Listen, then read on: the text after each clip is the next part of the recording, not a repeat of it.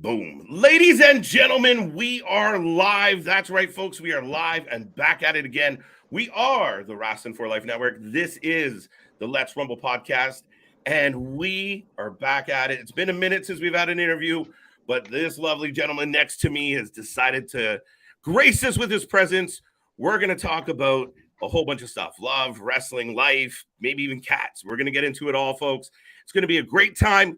Don't go anywhere. Strap in, strap on, strap on, strap in. Whatever feels good. Me and Cole are going to have a chat. Don't go anywhere. Let's go.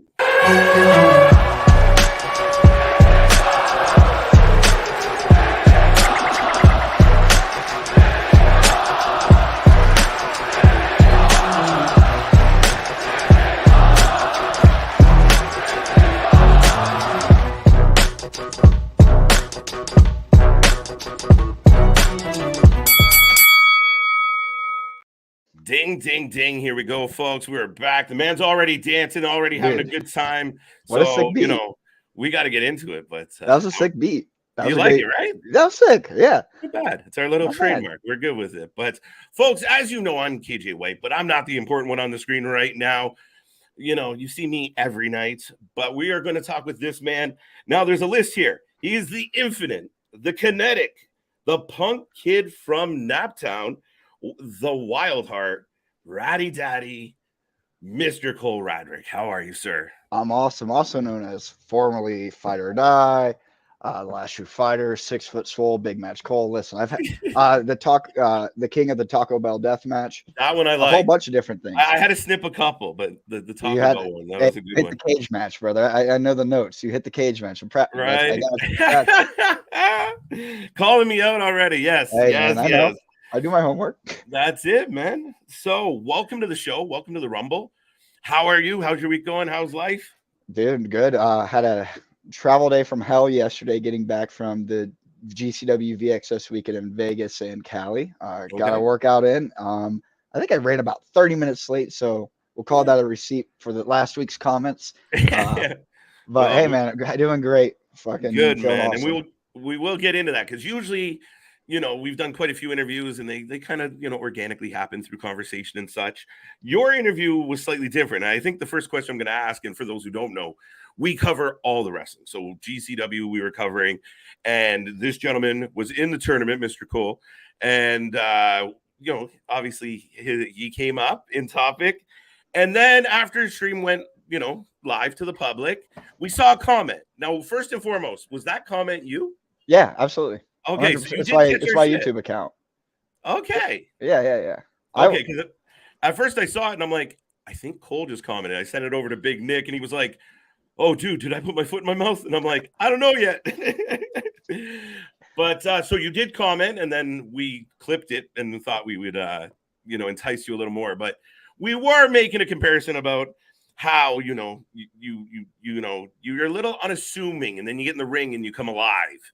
And but there we was a comparable. To... I don't want to sell my boy down the bus or under the bus, but he definitely compared you to our buddy Ellsworth, except with talent.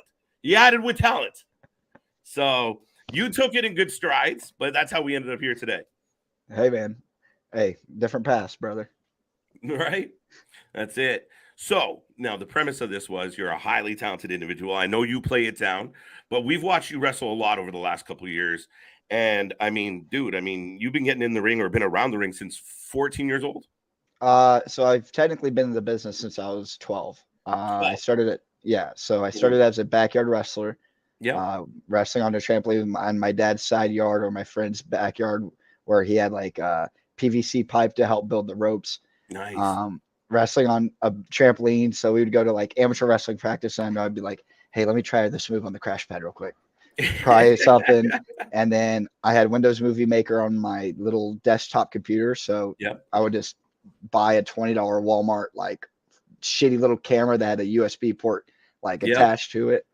And then just filmed us wrestling, would edit a video, and then found out there's like a local show that ran in my hometown. And I was like, "Oh, sick. I'm going to go watch wrestling live. I got to record this."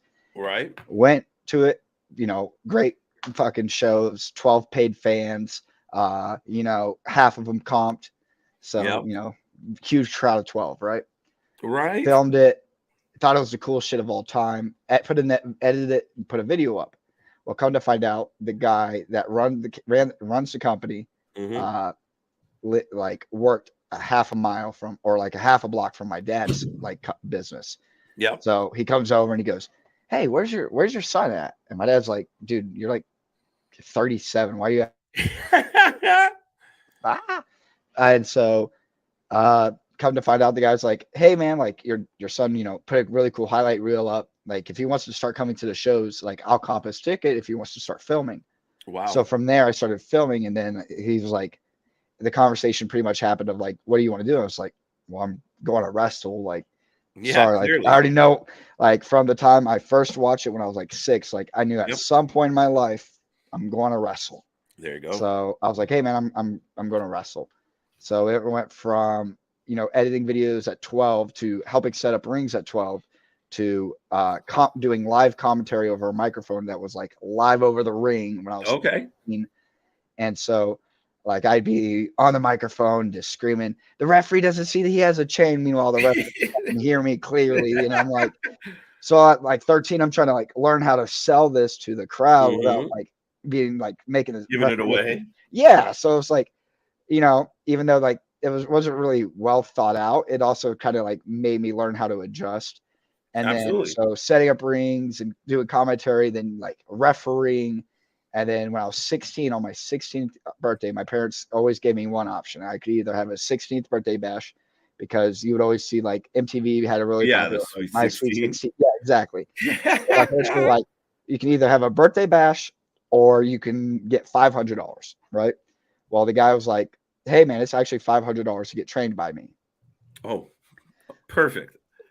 Right? And I'm like, well, I don't fucking hardly have friends anyways. Like everybody knows me as this weird kid that likes wrestling. I'm from a small redneck town. Okay. So I was like, well, I'm obviously going to take the $500 and fucking go to training. The guy shows up to my house on my 16th birthday, and he has a 4-year contract. First year is, and here's how carny this is. First year is I can only wrestle for his company. There I can, and like I don't even know. I think I might even wrestle for free for the year, or it was like a limited, like an agreed upon like limited rate. Second year, he could reach out about other places about booking me. I would travel with him. He would get a portion of like what I made. Third year, I would be able to wrestle on my own, but he would still get a portion, and all of his shows come first. Fourth year, I could completely go out on my own. But I still have to put his shows first. So until I was 20, I would have been fucked.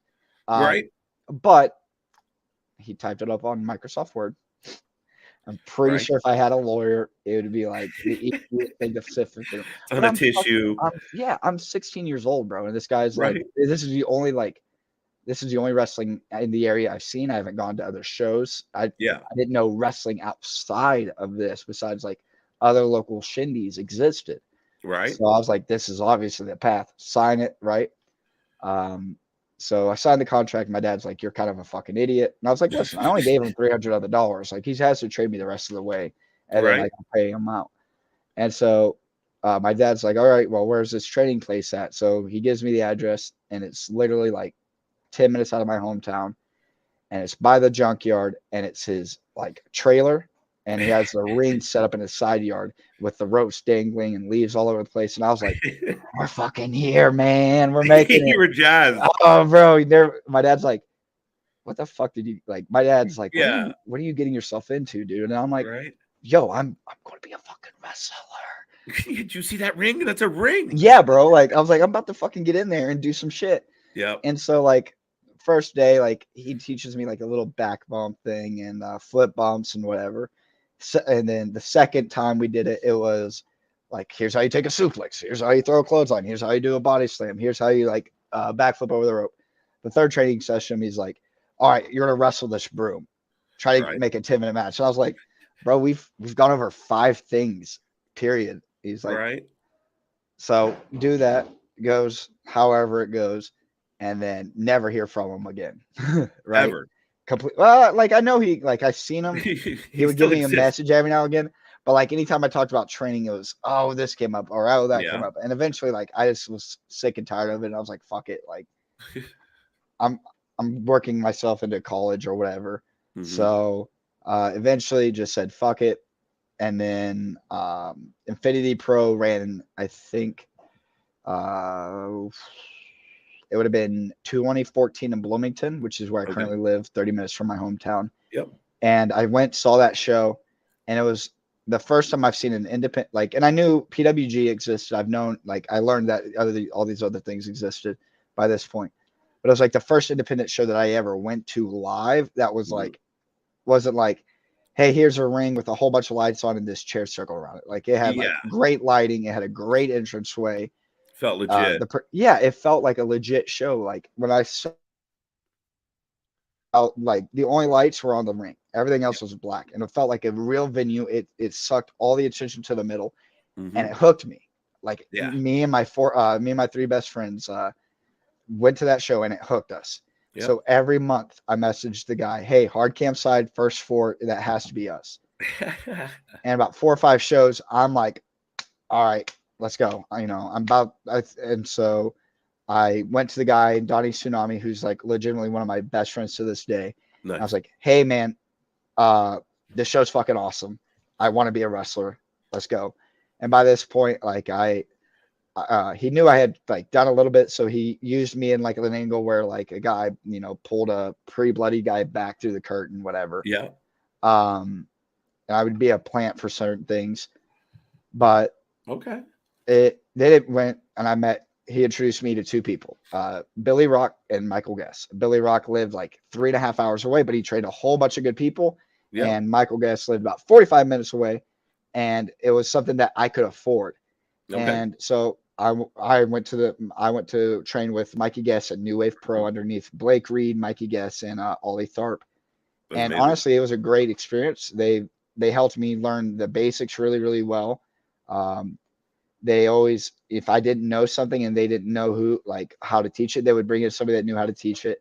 And after probably 4 months, I had my first wrestling show. Yeah. And it was from then on, April 26th, it was my first match.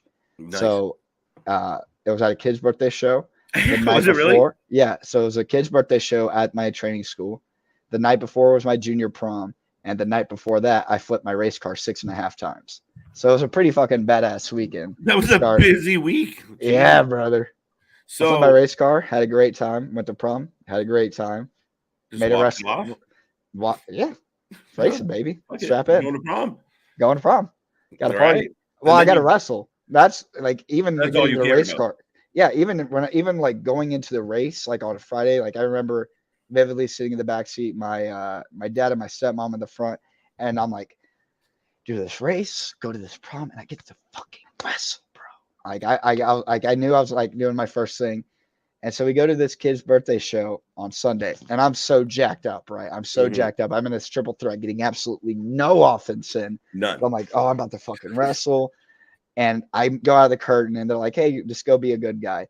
And so I go out of the curtain and I completely ignore all the kids who are all on one bleacher, and I go to the adults who couldn't give a fuck less about this wrestling show. So I'm like, let's fucking go. And all the kids are behind me like, wait, it's for us. Yeah. And they're like, and I'm like, let's fucking go. Let's get excited. And like, I turn around, the kids are like, nah, fuck this dude already. Like, he completely ignored us. So I was like, heel turn, your first show. Oh, I mean, a little bit. They had an actual heel that they booed, but it was like, they're like, thanks, dude. Appreciate it. It was awesome, man. And then ever since then, it's been off to the races. Absolutely. I mean, I read somewhere that, at 17, you had 40 plus matches under your belt. Within a year, I had 65. Yeah, that's insane, right? I mean, like most of us at 17 are still trying to figure out how to tie our shoes. I think I'm over 1,000 at this point. Yeah, it's insane, dude. Like, I know I'm over 1,000. If I had to take a guess, I think I would probably anywhere be between 1,400 to 1,600. Cage match only shows like 982, but I wrestled for like almost a year. I wrestled Tuesday for IWAU, Wednesday for Rockstar Pro, Thursday for IWA, Friday was like WCWO or wherever, Saturday IWA or whatever, and Sunday was like a Sunday show in Jeffersonville, like OSWA. So I mean, I was doing that for like my second year completely. Yeah, it's insane. I know not a lot of that is like no, cage match, doesn't get everything. It has a good rapport, but like, I didn't yeah, use bro. this cage match for the record. Huh? Yeah. I love cage match. I mean, No, they're good. I got a low rating. People call me boring. It's whatever. But That's what it is. I mean, hey, it's life, baby. and again, it depends. That's life, right? A lot of people are going to have their opinions as part of putting yourself out there, which, I mean, you started doing it at a young age where a lot of people would be really intimidated by that. Yeah. But now you're getting in the ring with grown ass men at 16, 17, for the most part. Yeah, no, absolutely. And you're like just looking around wide eyed like a deer. What was it all like? Are you trying to soak it all in? Like, obviously you love it, but you had to be intimidated. So I've always had this like and I mean, you can call it like softness or whatever, like as generations grows. But I always had this fear of like people not liking me. So like when I would go to these shows, I would be like, hey, did you watch my match? Please tell me. If you did, tell me everything that you hated about it. Like I don't need compliments. Just let me know how I get better. Because I figured if I focused everything on getting as best as I could, as quickly as I could, and just shutting the fuck up, like when I wasn't, like hopefully these people would like me and then like take me under their wing and at least show me the way. Because, one of the things that, cage match obviously won't record is like by match 5, I got kicked out of my training academy. Okay. Because at that point, they only wanted me to like do their shows. And I was like, hey, like, I'm only wrestling like once a month. I know I can go, a couple of these places locally where I'm not putting my foot in my mouth, but it's like they will help, at least let me get repetitions and wrestle people that I'm not training with every time. Like I have to be able to wrestle people that I've never met and have this thing where I have to be able to learn within 3 to 4 hours of us wrestling. Hey, here's your pacing. Here's what you do. Here's how you move. Here's how I have to adjust to how you move. So that way we don't land in the fucking ropes. Like, right. So I reached out to, I had EMERG I messaged Donnie Tsunami and I was like, hey man, I'm not getting a lot of reps. And I know wrestling is about repetitions and getting as comfortable as I quickly can. And so I think my ambition to just want to be better helped me get over the fear of like these grown ass men wanting to beat my ass. And guess what? There's like 4 or 5 incidents where I put my own foot in my mouth, got my ass beat in the ring. But guess what? I kind of fucking deserve it. And like, and those are real lessons. I told a guy I told somebody I could do a 450 and I ended up double stomping them right in the ribs. Oh, yeah. And like, they threw a chair at me and they gave me a couple of like stomps in the corner. But after that, they didn't like, kill me. No. But also, like, they put their trust in me to protect them, and I fucked that up. Yes. I can't, that's a real lesson that you have to learn. And guess what? We got to the back, and they're like, hey, man, like, why? And it's like, hey, man, I thought I could do it. I did it once, or I did a couple times with a crash pad. Right. And I thought I had it, and I did. And, and ever since that day, those people were still cool as fuck to me. They traveled the world, and they would help me learn. Because I took it in stride of saying, damn, that's a real fucking lesson. I made a joke. God, may have had an edible or two after a show, and I'm this nice big heavyweight, chopped this guy, and he was like, man, I couldn't get any sound off of it. And me being stoned, I was joking, and I jokingly said like, oh, like that's weird. I wrestled last week. I got plenty of sound off of it. Yeah. And so somebody else in the locker, because I was just like, bullshitting. Right. And so somebody else in the locker room was like, oh, well, let me go tell the owner real quick. And next week I wrestled that guy and I got chopped about 425 odd times, you know what I'm saying? And not mad about it. That's fucking like I was a young kid that ran my mouth. Like there's certain like, and I, somebody could have been like, hey dude, like shut the fuck up. Like you get your ass beat. But like sometimes like I'm an idiot. Sometimes I have to learn that way. And I know not everybody has to learn that way. And like it wasn't like he hurt me. It wasn't like he stiffed me to where I couldn't see, or he was just like, hey man, like, why would you say that? Yeah. You know what I mean? Like, and guess what? He gave me every opportunity to hit him back. He wasn't like, he just beat my ass from pillar to post. He was like, come on. Like, you know what I mean? Like, so I was like, all right, cool. And I think my ability to understand that, even though some things I do take very personal, I'm an emotional person. I wear my heart on my sleeve. It is who I am, who I've always been.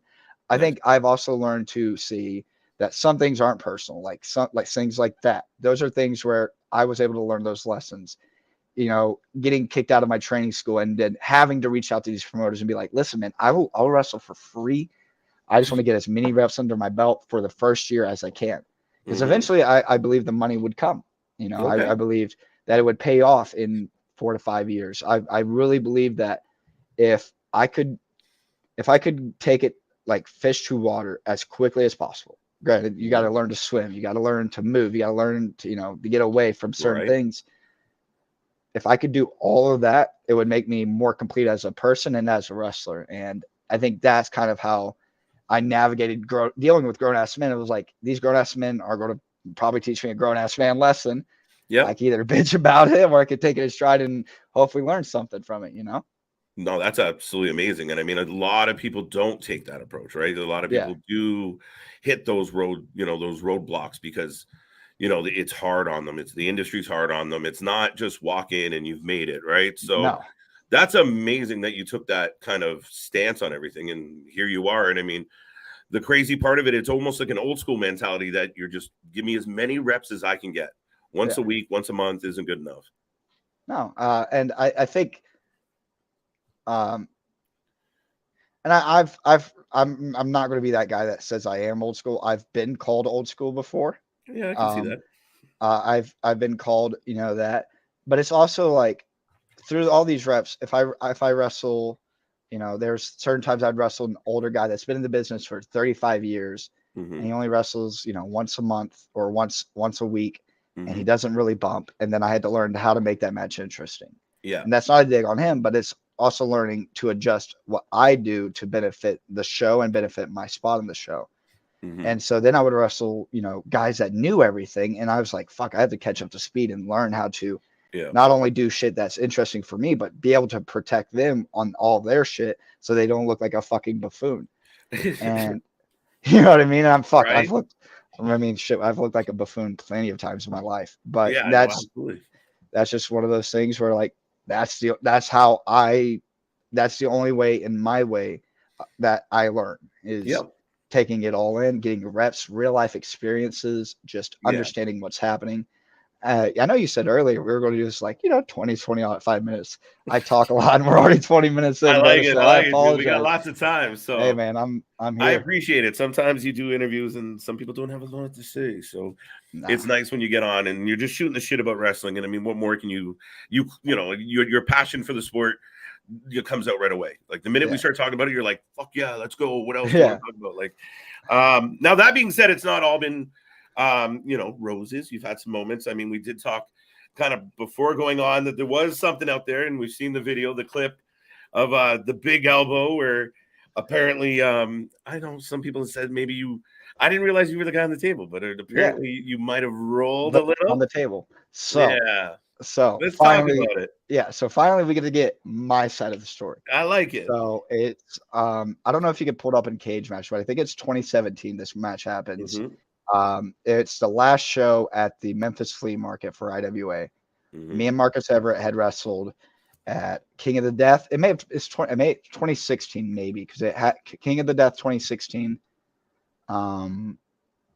Yeah, so we wrestled King of the Death 2016. Me and Marcus Everett. Eddie Kingston's also in a 3-way on that show. Yes. We had the opening round or second round we were the second match non-tournament. Had a really good match. Then we did like a no DQ. Then we did like a barbed wire boards match, and then we did this match. So Marcus Everett, you know, events surrounding, he eventually basically is getting blackballed from a couple companies. Nothing that he did. It was just drama surrounding another individual who's, you know, no longer in wrestling. No longer around. Yep. So Marcus, again, for what he was getting blackballed for, Marcus legitimately wasn't at, you know, he didn't deserve the extent of the treatment he was getting. So nonetheless, we go to the show and it's lose or leave town and he's leaving because obvious reasons. So we end up, you know, getting to the show and we're calling it and he's like, hey, I want to do some cool things. So hopefully that if people see them, it might lead to me just being able to go somewhere else and wrestle. I'm like, okay. And he's like, oh, I want to do like, you know, like a dive off the wall through a table on you. And I'm like, all right, because when you look over on the video, there's about a 7 foot wall, Yeah. and so I was thinking he's just going to jump off that. All due respect, I've seen this guy wrestle weekly for about a year. He misses, he messed up on suicide dives, doing like suicide dives with like a front flip. He would catch his feet on the ropes. He would just mess up on like little things, and he wasn't a horrible wrestler. He just had like certain things, and I was like, clumsy, yes. And so I'm like, okay, you want to jump off the wall? Like, let's work that in. That's no problem. Fine. He goes, oh no, I want to jump off that second level. And I look up, and it's about 15 to 18 to 20 feet. Who knows, right?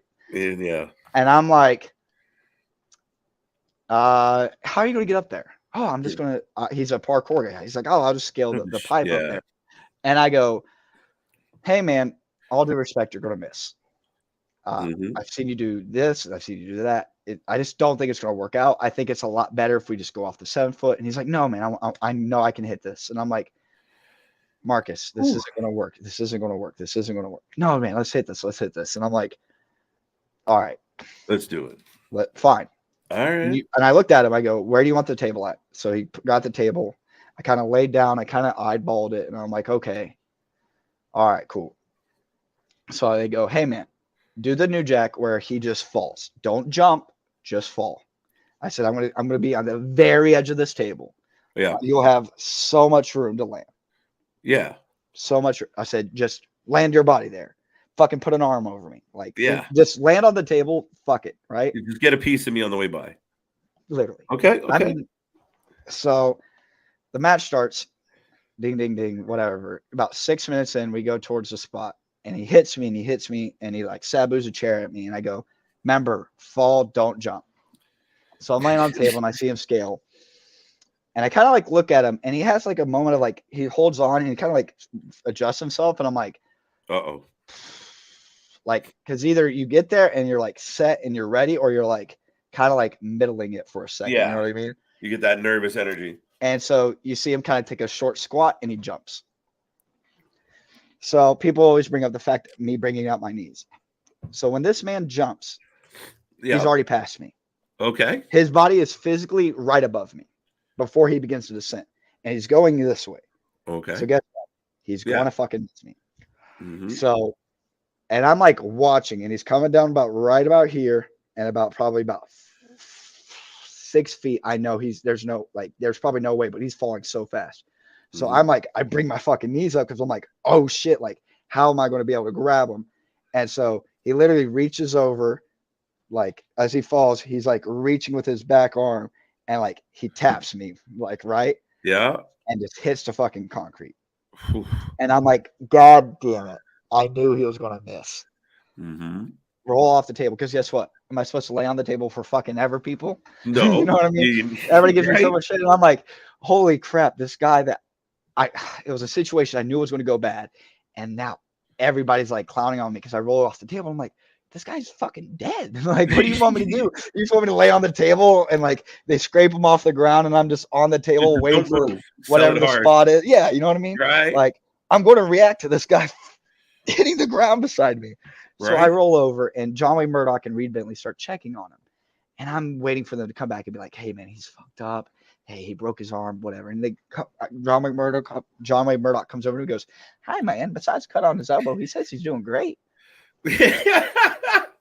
Okay. What? Okay. What? Resilient. So I'm like laying down, and I'm like, okay, well, we're ending this match, period. Anyways, like, what the fuck am I supposed to do? So I grab him, I roll him in, cover him, 1, 2, he kicks out. No. Yeah, that's right. Okay. And so I'm like, hey, man, please. Just it's like there's nothing we can do. This crowd's shocked. Yeah. Like, what the fuck? What am I supposed to do that stops you falling fucking 20 feet and just smacking the concrete? Like, there's nothing I can say or do at that point. Nope. So we start wrestling we start doing some things, and I'm trying to pin him, and he keeps kicking out. And so we get to the end of the match, and it's supposed to be second rope tombstone through a table. Yeah. It was actually supposed to be crazier than that, but this, I'm calling every audible I can. I Yeah. know he's hurting, and he will not let me fucking just call it. And I'm trying to figure out, like, do we just do a Montreal here? What do we do? Like, Yeah, just like, dang, ring the bell, ring the bell. but he was moving he was moving fine. So I was just like, fuck, man, I'm already trapped here. Like, Yeah. whatever. So what people don't realize, because of the severity of that clip, the spot is there's a table set up. I'm on the second rope. He gets a chair, and before he throws it at me, I see him kind of look at it. He's like, "Oh shit!" Flips the chair over and hits me with one end. All right, it's completely fine. So I'm like selling, and then I see him put the chair on the table. Well, there's gusset plates on the chair. Yep. At that time, like in death matches, I really don't mind a lot. Gusset plates are like the one thing where I'm like, what the fuck? I know certain people love them. Uh-huh. I'm just like, god damn it, those things suck. And so I Yeah. see this now, and I'm like, bro, what? How far are we going here? I was like, you've already almost died once. Now I got to worry about piercing your fucking head with these gussets or not fucking up my knees. So I pick him up, and I'm in this. We're in the tombstone. I go for it, and we protect, and we hit the table. Yep. Table doesn't break. We slide off the table and just hit the ground. And I literally cover him, and I go, I swear to fucking God, if you kick out. So luckily that botch didn't make the clip, but I mean, maybe now it will. It might but now, that's the story of the table. Is I ended up getting in a wrestling match where I couldn't get out of it anymore. Right? It couldn't break a table. I mean, God, like he was like, and I talked to him afterwards. He was like, it just feels like I got in a car wreck. He's like, I'm honestly pretty fine. And then shock kind of wore off, and he was like, everything hurts. I'm like, yeah, you fucking idiot. Like, obviously. Now I mean, it's one thing that we talk about on this channel. We advocate very hard that, we bring up like GCW or, some of the other, indie shows, and we talk about death matches, and a lot of people get dismissive really quick, but we try to explain, like, there it really is an art to it. There really is a wrestling and a story being told to it. And that's what we love and appreciate. And we've watched a lot of it where, we're like, that's one hell of a, you take all the toys away, it was still a fucking hell of a wrestling match, and we love it. But there are that element of, there's that pride where guys or girls want to just push the envelope and where, you've ended up in the hospital a couple times, others, obviously what happened with Nick, this guy's getting helicoptered out of a place. That is an inherent risk of what you guys do, but it's not all that you guys do within it, so how do you balance that? You're dealing with this guy that just, I'm fine, but at the same time, you're risking life and limb, right?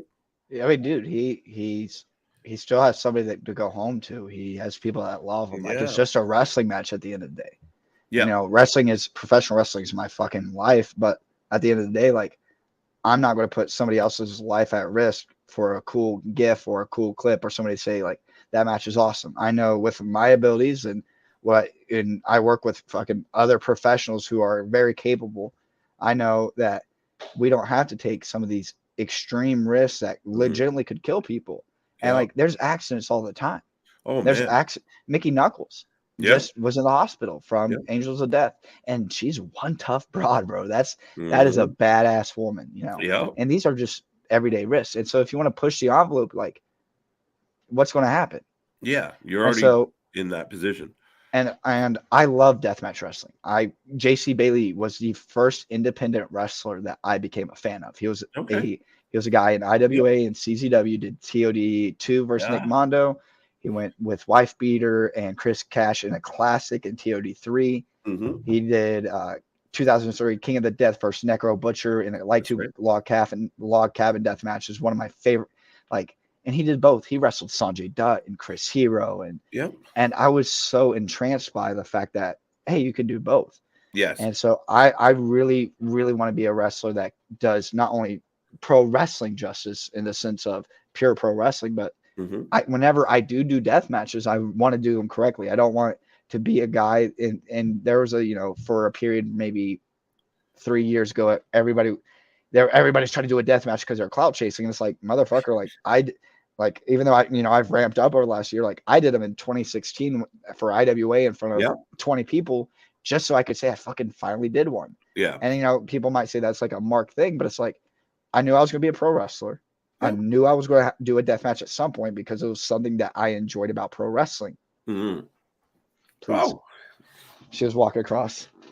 death We'll match. bring you up later. There you go. Yeah.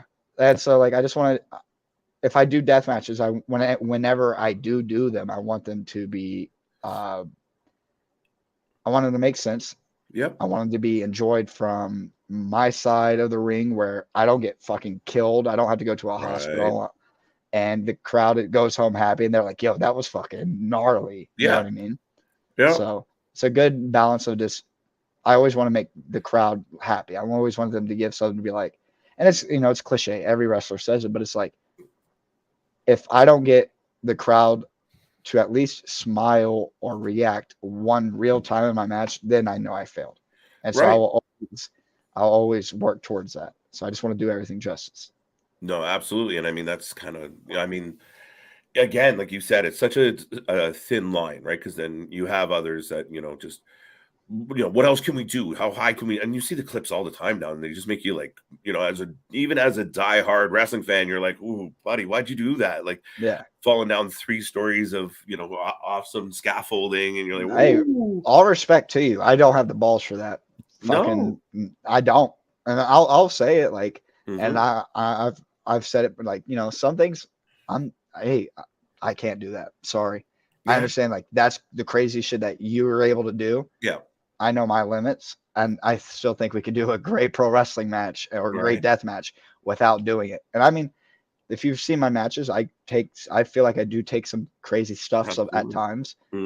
So like, I'm not afraid of like, hey man, like this is going to hurt. But there's stuff where I'm like, dude, 3 stories through like 2 tables. Like, yeah, the math there doesn't sound like, you know, a great time after, but say, fucking shout out to the ones that have the fucking balls to do it. Like, absolutely hats off to you, brother. Yeah, absolutely, man. Like, you know, I don't know where they get it. Now, it's a funny thing with your career because, like you said, you've had all these matches, you've had dozens and hundreds, and now you're into thousands. And literally, do you find it funny when people are like, "Oh, Cole, the deathmatch guy," and you're like, "Wait, hold on."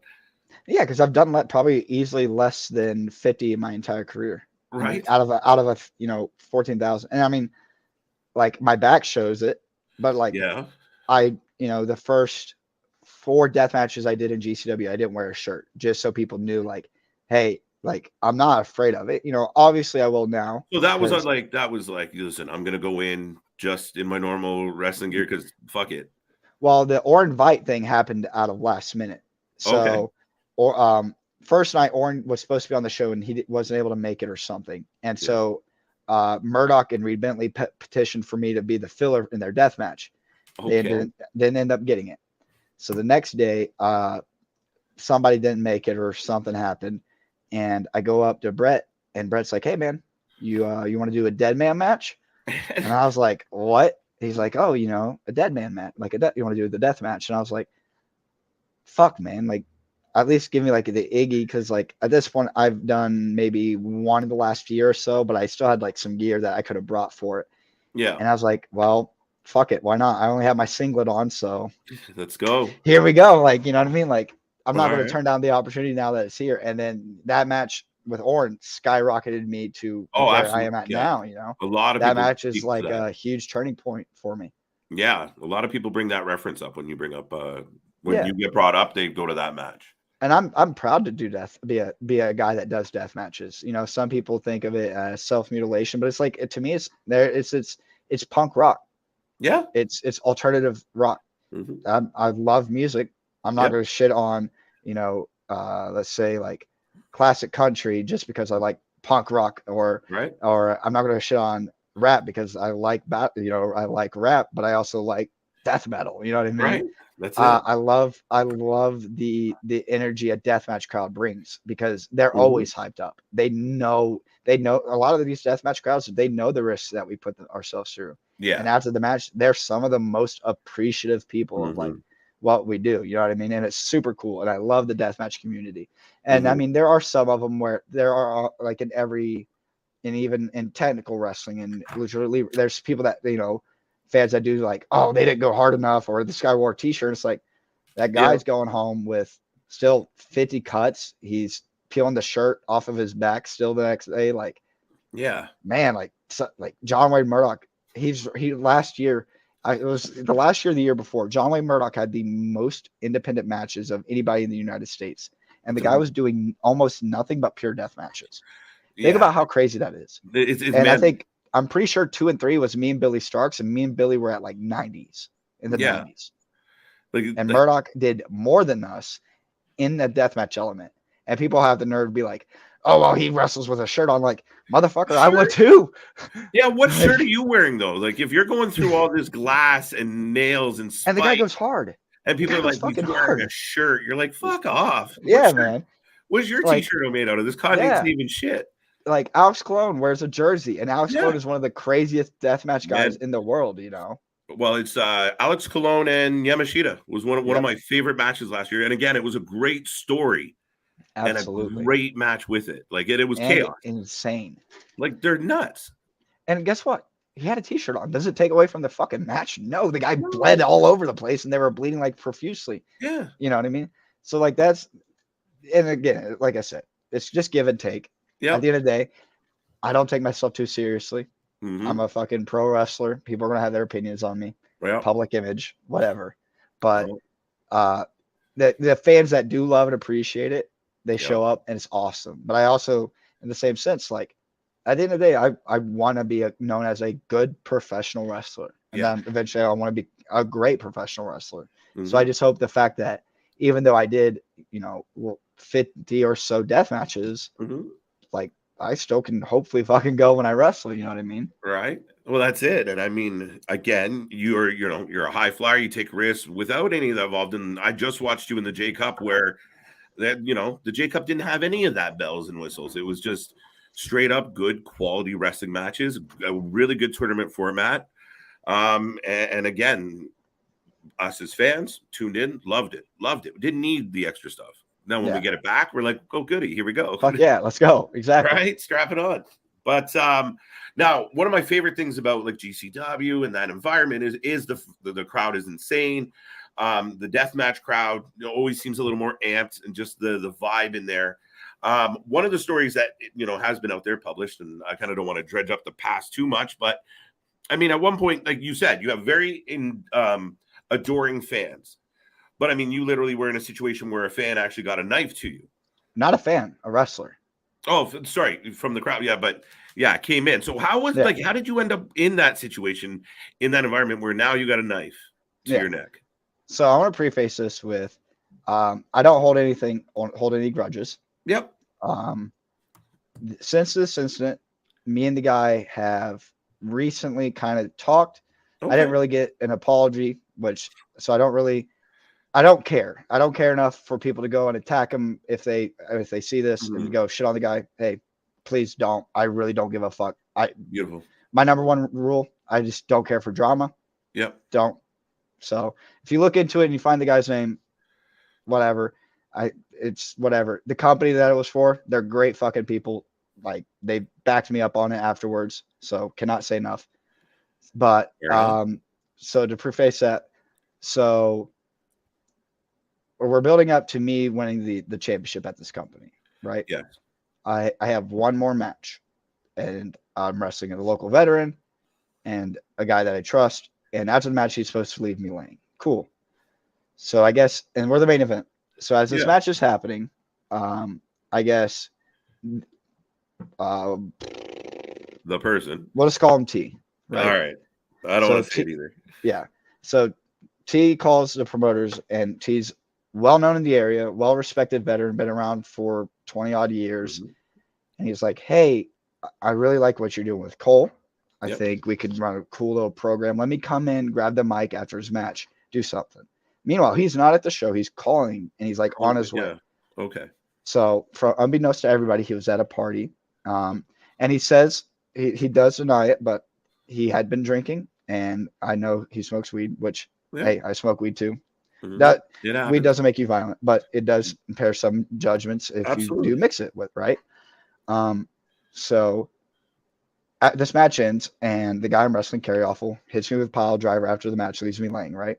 Right. So I'm kind of like selling, and I'm waiting, and his music hits, and I'm like, who the fuck is this? Like, I can't remember it. You're like, I can't remember the song. And then Mm. he comes out and I go, oh shit, T, okay. Like, we've always been cool, right? Always, Yeah. every time I see him, gave me props, like, you know, said guys like JC Bailey would love me, which always is something that I take near and dear because I wanted to be JC Bailey for the longest time. Amazing. So I'm going into this, I was like, what? Okay, like, cool, like, whatever. Yeah, exactly. So I'm kind of like up in the other corner, and he hits a pose on the corner, and like from across the ring, I can smell it on him. Okay. I could smell a little bit of alcohol, a little bit of whatever. Yeah. And so he gets in the ring and he starts cutting like a 12-minute promo that just goes nowhere. So I respecting like all like these learning scrolls because of its gimmick or whatever. Right. And I'm like, oh, what? And then he's like, if you don't take me serious. And I kind of like looked at him, and he pulled out a knife. Yeah. And so now I'm like, do I think he's going to cut me? Yeah. I don't know. I can't really back up in this situation because I'm kind of in the buckle. So the only thing I know is kind of the dumb thing, but it's like, if I step to the guy and I don't show I'm scared, yeah, at least like maybe he's either going to cut me or not at this point. Right. I'm kind of like looking around like, what the fuck is going on? Nobody's really doing anything. Shout out. You're like, this is part of the show. All right. Bro, I'm so like, yeah. Like, I wouldn't call it shock. I was just more like, really? You know what I mean? Dude. So he pulls out the knife and he's kind of like hanging with it. And I take a step to him and he like puts it like right here. Mm-hmm. So now I'm like, cool. I got a knife to my, like pretty much on my neck, you know, maybe, you know, a couple little millimeters away. And I'm like, and he starts talking and then he puts it away and he's like, hey man, take a pile driver. And I go, no, I'm not going to take a pile driver. Like, that's fucking stupid. No. And he's like, he gives me a hug and like, I go to get away and he's like, take the pile driver. And I'm like, no. And then before I know it, he like puts me in it. I'm like, fuck, I'm already upside down. So if I like, it's going to be a lot easier if I just protect myself how I know. And like, to be honest, he didn't really give me a lot of protection on it. So I had to like squeeze his own legs to give myself like a brace as I come down. Okay. Hits me with a pile driver. And now I'm in the ring pissed. Yeah. I'm like, what the fuck? Like, you pulled out a knife. I'm kind of like, whatever. Like, don't be an idiot. I trust you enough not to be an idiot, but why the fuck are you doing this? Yeah. Fucked up without clearing it with me. Like, it's a fucking neck. Like, if I put a knife to your neck and you like joking or not, like, and I'm fucked up, like, how are you gonna, you know what I mean? That enters a different line of like, yeah. So I get to the locker room and like the promoter, it looks at me and goes, dude, what the fuck was that? And I go, or I look at him, I go, what the fuck was that? He goes, dude, I had no fucking clue. And I go, no, like, when did this like situation come? He just called us and he thought it was a good idea. So I go to the locker room and I'm like, and like I said earlier, I don't like drama. So I'm like, I'm just going to get my fucking gear. I'm going to go and then I'm going to fucking talk to them and be afterwards, be like, hey, if this is the way we're going, I'm good. So I'm getting my gear. And then now Isaiah comes out to the locker room. And so me being an idiot, I'm in a locker room where there's only one exit and he's in the doorway. Yeah. And so now we're talking again and he has a knife down by his side, but he's like trying to like, he's like talking to me like, oh, I'm trying to educate you and blah, blah, blah. And I'm like, you fucking idiot. You held a knife to my neck. Like, what the fuck? Like, obviously we're not cool. Like, I told you not to give me a move and you give me a move. Right. And so I go to leave and I look at one of the, like all the group here are a lot of my friends. So I looked at one of them and I go, hey man, that's really fucked up. You would put me in that situation. I want to let you know that that's really not cool. And so I kind of dipped. And then a couple people like posted about it online. So I made a little thing like, hey, I'm cool. I don't really want to like talk about it. Is it fucked up? That. Yeah, but whatever. Like, I don't want to bring up the guy's name, whatever. So eventually it all comes out and like Paradigm's like, hey, you know, we're not using this guy again. We're completely sorry. Yeah. And again, Paradigm handled it the best that they could. They've treated me. They've always been really, really good people. I think it was a shitty thing. I think they had good intentions, but a shitty thing came out of it. Yeah. And so, and then ever since then, they've always been clear and direct. They've always they've never, they've if they knew that guy was going to be in the area, they would say, hey, if you don't want him here, just let me know. And I would always say the same thing. Just fucking tell him to avoid me like I'm the plague. Yep. No issues. Because guess what? That's just drama. And he Mhm. knows not to fuck with me. He like right after the thing and it got posted, he put a thing where, and here the thing that got me the most upset is he put something on Facebook where it was like, if Cole took it the wrong way, then I apologize. But I was just trying to teach him and build a cool storyline. And I'm Yeah. like, no, motherfucker, you put a knife while you were intoxicated to my fucking neck and then gave me Right. a move in the ring after I said, don't give me a move. Like, that's the opposite of fucking working together. You know what I mean? Right. Like, You gotta love that always. Like, sorry, you feel that way. So what yeah, happened to me? yeah. So that's the only thing that I've to this day, until I get like a real ass grown man apology. And that's what's Yep. sad. Is like, he's a real ass grown man. And he'll probably, if he's doubt he sees this, and if he does see this, like, hey, dude, you held a fucking knife to my neck. The least you could do is own up to it, be like, hey, man, I'm sorry I put a fucking knife to your neck. Not be like, hey, dude, I'm sorry if you took it the wrong way. I thought we could create a cool little pro. Like, no, brother. Yeah, who else running out with a switchblade for a like cool if promo? like how many KJ? Say what is it, Lil D Nick or whatever? Lil say Nick, Lil yeah. D, yeah, Lil D Big Nick. Nick. So say Lil D Nick holds up a knife to your neck and you guys are drunk as fuck and he doesn't even tell you and you're like, how cool are you gonna be? You know what I mean? So to this day, like, again, I don't hate him. Paradigm's cool as fuck with me. I love them. Yep. They're my it's my Indiana home promotion. Yep. They do great stuff. So like I said, don't shit on them. Support them. They are legitimately good people. Bad shit happens all the time.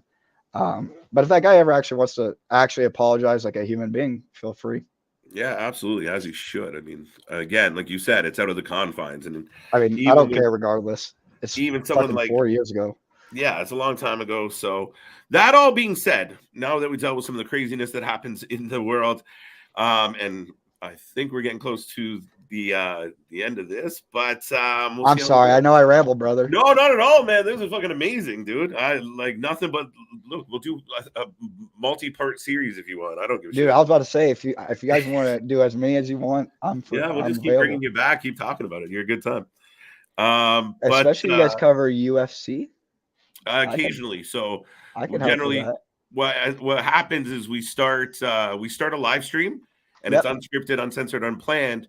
And then as we're watching and starting to feel good as the night goes on, we find other shit to just hang around and talk about while we're on YouTube. So okay. So yeah, I probably did a would be able Super to do Bowl that. party. We do UFC as well from time to time, especially the big fights. Yeah. I'm usually wrestling on those. What's that? I said I'm usually wrestling on those days, but I definitely find a legal stream to make sure I watch the event. You know, we do. We totally support. We do. We try. Sometimes we got multiple things going on. Hey, now so nobody has $72.99. Right, it's tough. What do you see? What do you got on the horizon? What's the next couple months into the year look like for you? What's 2023 gonna bring Cole Radrick? So shit. We just did Las Vegas, LA. Actually Friday I'm wrestling at Paradigm against Filthy Tom Lawler, former USC alum. Crazy, right? Excellent. I'm also wrestling a nice gentleman from Florida. So Ron Bass Jr., shout out Ron Bass Jr. is a good brother of mine, travels a lot, he's kind of in the part where he's very solid in the ring and he's just traveling as much as he can. And so he was like trying to find somebody to hop in a car with him. And like the promoter was like, hey man, we'll give whoever hops in the car from Florida coming up a match. Yeah. And Ron Bass Jr. couldn't find anybody. So I said, fuck it. Like if I have any, like, again, I'm a nobody, grand scheme, nobody, right? But I was like, whoever comes up, I will fucking wrestle you. Yeah. Like I will wrestle you. I'm not going to get paid for it. Like I will fucking wrestle you. Just somebody please show a little bit of initiative and do not let my friend make this 14-hour drive by himself. Yeah. You know what I mean? And so now I'm wrestling a guy that was like, hey, I'll fucking step up to that plate. Genius. So, yeah. And like, that's all I want. Like show like initiative. Like I miss people that would hop in cars and just travel. Cause I travel to GC. I'll drive to some of the GCWs and I'm like, hey guys, you don't have to pay for anything. Half the time you probably don't even have to drive. Just hop in a car with me. Yeah, keep me company. Nobody. Make sure I Nobody. don't fall asleep. It's me and Mouse's biggest gripe about wrestling is nobody wants to hop in a car anymore. And I get it, but it's also like not everybody's going to like look at your 2-minute long highlight reel and be like, oh, that's awesome. Like sometimes you're just there in person. Yep. And they need somebody. Mm-hmm. You're there and you're in. Yeah. I've seen it happen at GCW plenty of times, and that's the top indie. That's Yeah. that's a place where I know a lot of people are sending resumes to get into. Yeah. Sometimes you just have to be there. You just have to be in the right place, at the right time, right? That's what I did is going back like when I got kicked out of my training academy. Well, I was hopping in cars with Trip Cassidy and Kerry Awful and going all these different places. Sometimes I wasn't wrestling. Fuck, I went with Sage Phillips, with Murdoch and Bentley, and they did a GCW at Game Changer World. Okay, and me and Sage ended up getting where we almost got a triple threat, but we ended up getting beat up by Nate Hatred after his match with Jimmy Lloyd. But like it got our faces in front of Brett, and then now all these years later, I'm a mainstay at GCW. That's amazing. So I got Paradigm coming up. I go to No Peace in Florida on Sunday. Yes. Sunday I fly back, Monday morning I fly back to Indiana. As soon as I land, I have to come home, wash all my shit, and as soon as I get done, go back up to Chicago because I'm flying from Chicago to England to compete in TNT's DOA Deathmatch tournament. That's gonna be amazing. That's gonna be fucking awesome, and I'm gonna win that whole damn thing. And I'm gonna have a Tom Brady-esque celebration afterwards, where I'm getting carried out of the pubs. There you Fired go. the fuck up for that. I want to see clips. Oh yeah. Shout out TNT for bringing me over. Then after that, I'm wrestling Bounty Keith, God damn it, the Bounty Hunter Brian Keith at Freelance Wrestling in Chicago. Then I go to Canada. Then I come back, and then the next week, I can't wait for you to come to Canada, bro. I'm fucking so stoked. That's gonna be so sick. I'm fired the fuck up. And then we're doing New York's going to GCW New York. I'm doing a no-ring show the night after that, or that night, against Casanova Valentine. I don't know if I was supposed to say that, but that's the thing. Oops. Okay. Then fucking, sorry, I used fuck like a comma. Yeah, me too. Then, so doing the no-ring show, going up to Buffalo for ESW, wrestling Jay Freddy. Then after that, we go back to Canada, and then come back. I have a week, kind of a more localish weekend after that, and then Mania right after that, and then unreal. Back off to the races. Atlanta, Florida. I'm running my own show in Indiana, GCW, and then hopefully, I think, kind of something in the works about going back to Japan again, probably in May. Hopefully May, maybe June. So I'm kind of working that out right now. Nice. Now it's got to be cool to watch like the evolution of GCW. Like you said, they're fucking awesome. A top indie, but I mean, I remember when everybody just whispered about it, or you catch clips and it was like the underground. Yeah, it was definitely. But now, like you saw the evolution over, especially at a time where a lot of businesses were regressing. GCW came out of the pandemic strong and ready. Yeah, they were one of the few companies that ran shows with crowds. They did COVID precautions, and they did shows in Indiana and New Jersey and Ohio. I think Ohio, maybe. I know Chicago for sure. Like they were still traveling and just doing, spaced out seating and all this stuff like that. So it's always been pretty cool, especially going from like almost a strict deathmatch company to a company that featured, and it's almost like ECW-esque. And I'm not saying we're the same, but like you look at it, and we have some of the best hardcore deathmatch wrestlers.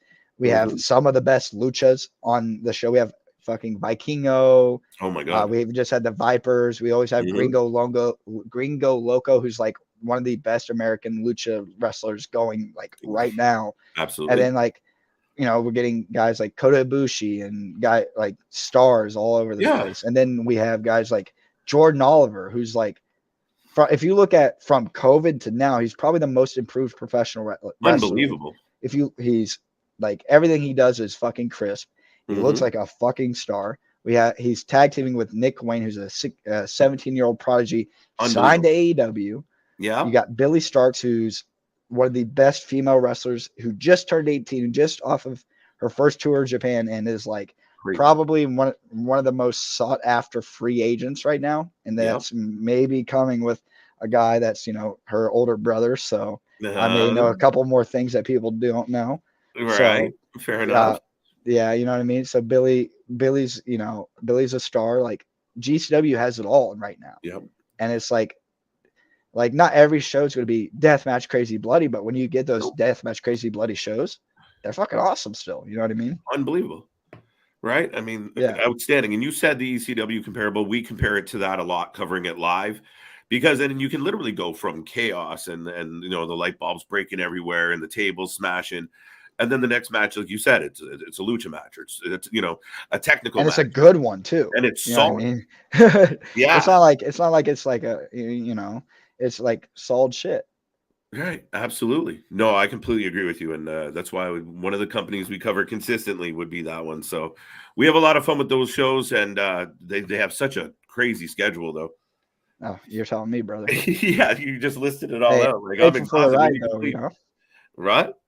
So I'm thankful for that, for being a part of it though. You know, absolutely. I always again, I'm a dumb redneck from a town of 2,000 people. I've done way more than I probably ever should have. You know what I mean? So like everything's always like, oh, sick. Like nobody thinks I suck completely yet, so I'm still around.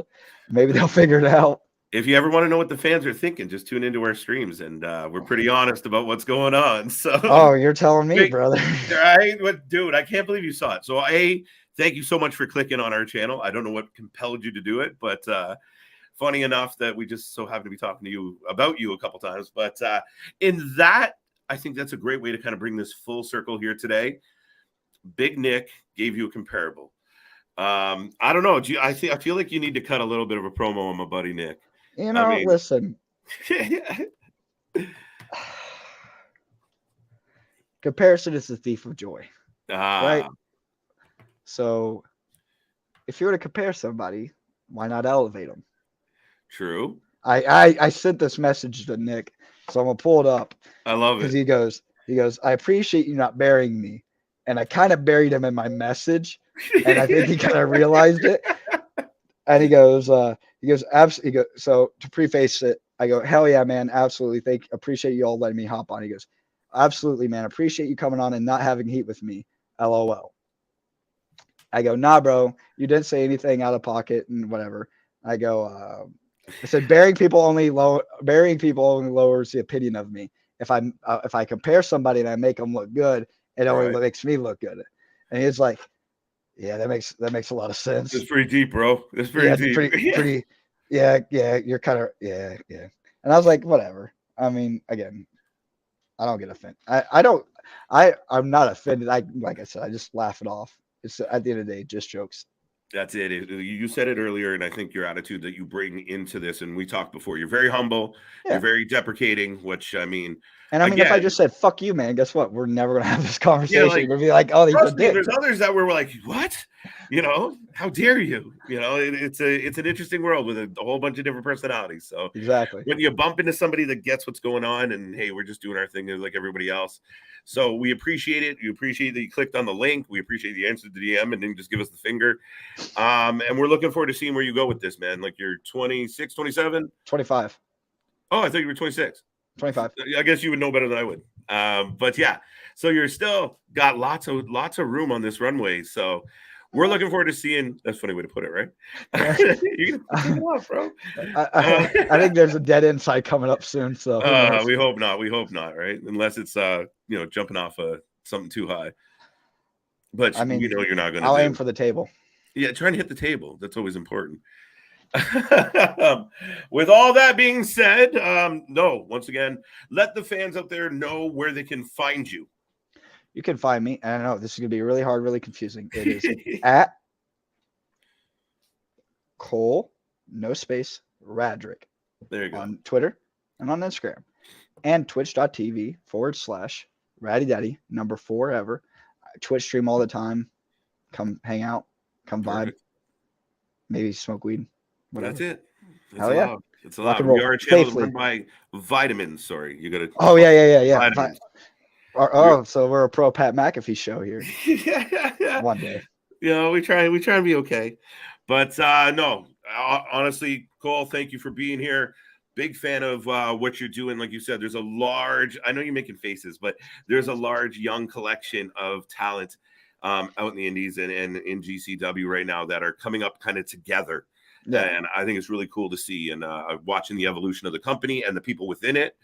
Outstanding. So once again, thank you. And folks who are watching this right now, don't forget, we are the Wrasslin for Life Network. We do this for all the shows, all the streams, you name it, we cover it. Nobody grinds on this level. We are live more than everybody else for a reason. So thank you, and do not miss out on all we have to cover. Cole, what's up, dude? See ya. Later, brother. You got the point right. I like it. Later, big guy. See you on the flip side.